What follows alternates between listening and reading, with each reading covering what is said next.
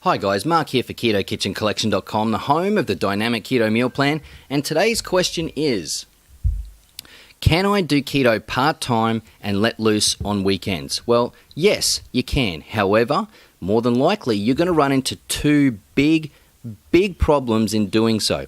All right, first of all, let's set the scene. You've got Monday to Friday, you're eating keto-approved food, you're on the keto lifestyle. You go from running on carbohydrates at the very start of Monday, you cut carbohydrates out of the diet, and you convert over to ketosis by the end of the week or somewhere in between. Then you get to the weekend, or maybe it's Friday night, you start doing the social thing, you're hanging out with family and friends, you're eating whatever it is you want to eat, carbohydrate-filled food, takeaway, the junky stuff you may have felt like eating through the week but you were denying yourself, and you're basically letting loose on the weekend as much as you feel you need to.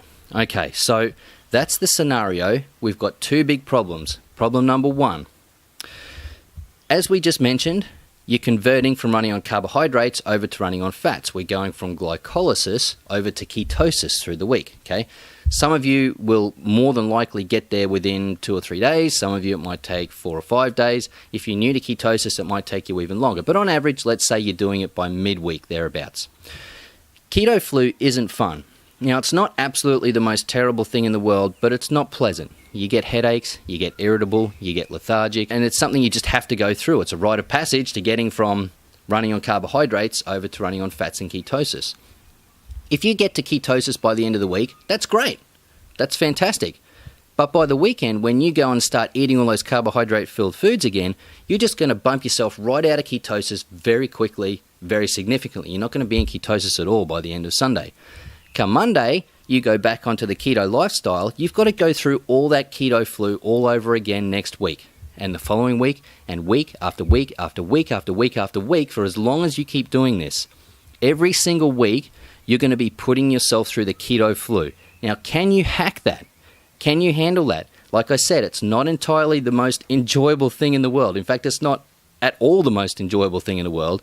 It's a challenge. So you're going to have a lot of willpower and a lot of mental strength to be able to push through that keto flu every single week. Problem number two, you might not lose any weight at all on this kind of part-time keto plan. So why is that? Well, if you're on the keto lifestyle through the week, you're in ketosis by midweek, you've got a calorie deficit, you're doing all the right things and you're losing weight from Monday to Friday. That's fantastic. If you get to the weekend and you start eating whatever kind of food it is you want, you might actually binge because you've been holding off, you've been denying yourself through the week. You might be having a lot of alcohol as well, sugary foods, takeout, chocolate, ice cream, cookies, whatever it might be, even whole food, rice, pasta, potato. If you overeat, you're going to set yourself backwards, okay? You're going to negate all that hard work you did getting into ketosis and living the keto lifestyle through the week. If we could say the living through the week on the keto lifestyle is 2 steps forward, depending on how much you eat on the weekend, could be 1 step back, it could be 2 steps back. It could be 3 steps back, all right? It depends on how much you eat and how much you let loose on the weekend. The only way you're going to know and have control over what your weight does on the weekend when you let loose with carbohydrates is by tracking how much you actually eat.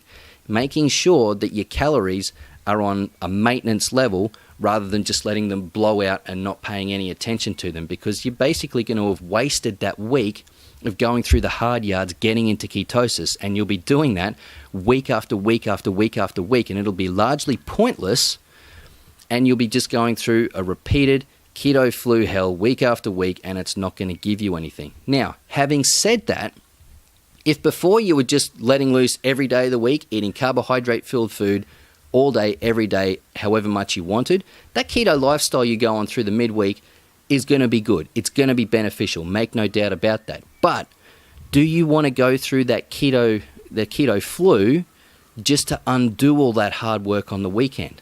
Now, that's a decision you'll have to make for yourself.